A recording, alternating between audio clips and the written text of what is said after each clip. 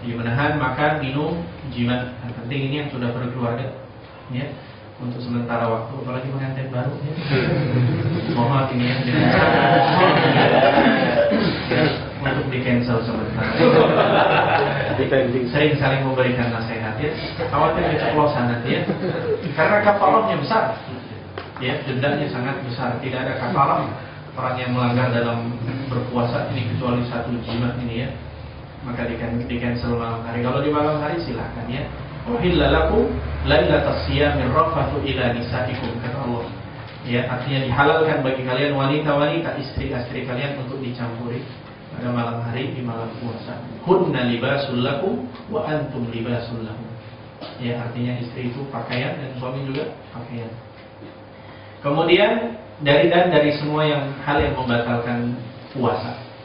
Jadi bukan hanya kita ini menahan lapar dan dahaga, ikhwan rahimakumullah. Jadi semua anggota kita ini dipuasakan juga, mata, telinga, lisan. Ya, lisan kita untuk tidak berdusta, untuk tidak menggibah, untuk tidak menganiaya, berkata yang fahish dan lain segala macam, maka dipuasakan. Walaupun dari sisi mungkin syar'i, dari sisi syariat sah puasanya, akan tetapi bisa merusak pahala. Makanya Rasulullah SAW menyebutkan dalam satu hadisnya, "Man lam yada' qaula zur wal 'amala bihi, falaysa lillahi hajatun an yada'a fi ta'amihi wa syarab." Ya, barang siapa yang tidak meninggalkan perkataan zur. Kalau dalam lisanul Arab, zur ini perkataan dusta, ya. Perkataan yang la faidatalah, tidak ada manfaatnya, perkataan yang khabith, ya, kalam yang sayyi, kalimat yang jelek. Ya, barang siapa yang tidak meninggalkan kalimat-kalimat dusta, wal amalu bihi, dan beramal dengannya, maka tidak ada kepentingan bagi Allah Subhanahu wa taala bagi puasanya. Ya, hanya sekedar makan dan minum saja. Ini menunjukkan bahwa semua kita dipuasakan. Waktunya dari mulai terbit fajar. Yang kedua, ya, karena fajar itu ada dua macam, ya. Maka Rasulullah SAW dalam satu hadisnya, al-fajru fajran. Fajar itu ada dua. Ya, jadi ada fajar yang pertama yang disebut dengan fajar kadhib, fajar yang menipu, fajar yang fajar yang menipu, ya. Fajar kadhib. Makanya Rasulullah dalam satu hadisnya, janganlah kalian tertipu dengan adzannya Bilal. Ini menunjukkan bahwa muadzin pada zaman Rasulullah SAW ada dua. Jadi Bilal ditugaskan untuk adzan yang pertama, dan Abdullah bin Umi Maktum diperintahkan untuk adzan yang kedua. Berarti menunjukkan bahwa janganlah kalian tertipu pada adzan yang pertama, adzannya Bilal. Ini menunjukkan pada waktu fajar kadhib atau fajar yang menipu. Pembahasan ini sudah pernah dibahas dulu, ya, di majalah Tiblati beberapa episode masalah. Jadi fajar yang kedua, fajar yang shadiq, jadi fajar yang sebenarnya. Ya, kalau fajar kadhib, disinilah waktu di mana seseorang dihalalkan untuk makan dan minum, diharamkan untuk melaksanakan sholat subuh. Adapun fajar yang shadiq, diharamkan untuk makan dan minum, dihalalkan untuk sholat. Ya, jadi seperti itu. Dalilnya sebagaimana Allah berfirman dalam surat Al-Baqarah ayat yang 187, "Wa kulu washrabu hatta yatabayyana lahumul khaytul abyadu minal khaytil aswadi minal fajr." Ya, makan dan minumlah sampai terang bagi kalian benang putih dan benang hitam.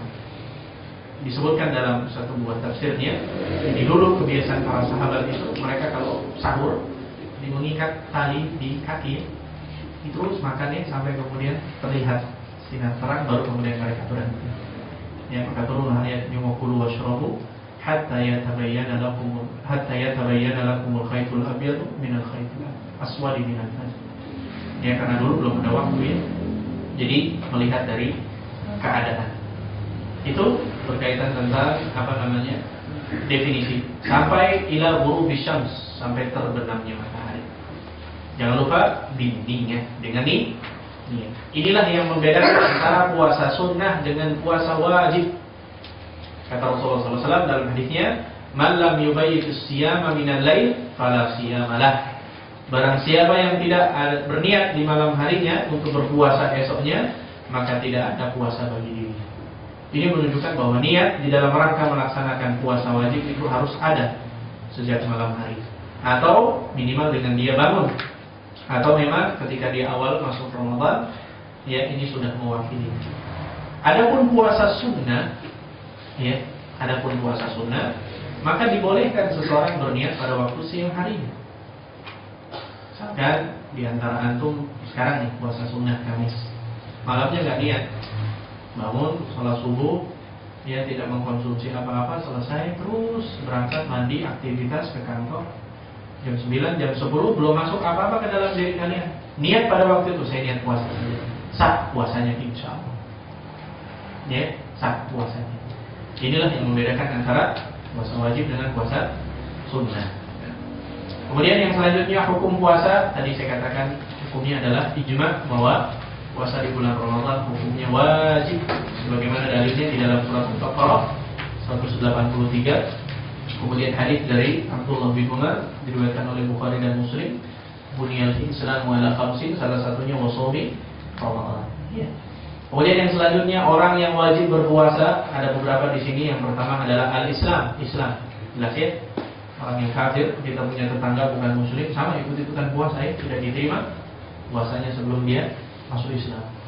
Yang kedua adalah baligh, yang dewasa, baligh. Yang ketiga adalah akil, berakal.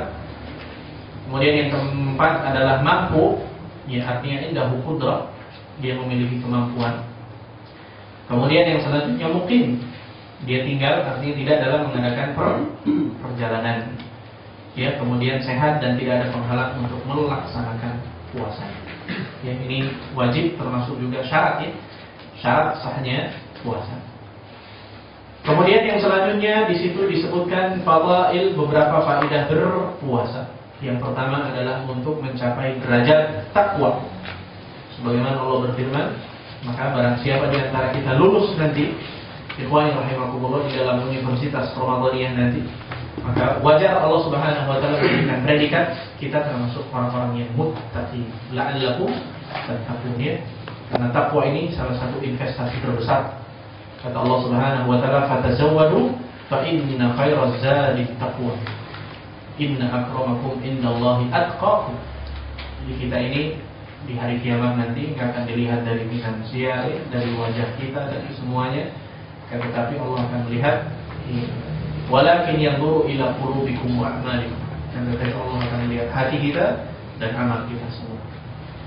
Kemudian yang kedua adalah puasa adalah perisai, ya, dari api neraka. Sebagaimana Rasulullah menyebutkan di dalam hadisnya yang diriwayatkan oleh Imam An-Nasa'i, as-shaumu junnatun minan nar ka junnati ahadikum minal qital. Jadi puasa adalah perisai dari api neraka sebagaimana perisai salah seorang kalian ketika saat berperang. Kemudian puasa mengistirahatkan lambung dan usus besar dari pekerjaan ini dari sisi kesehatan ya. Lebih paham kalau kesehatannya. Akan tetapi ada beberapa hadis yang berkaitan tentang ini tidak bisa dijadikan hujah ya. Seperti sumu tasihu, berpuasalah kalian niscaya kalian akan sehat. Itu hadisnya lemah ya. Ada yang menyebutkan la aslalah, tidak ada asal usulnya. Ya, termasuk juga apa namanya? Naumus shaimun ibadah. Tidurnya orang yang berpuasa ibadah. Oh ini musibah ya. Semua karyawan tidur semua nanti. Ya.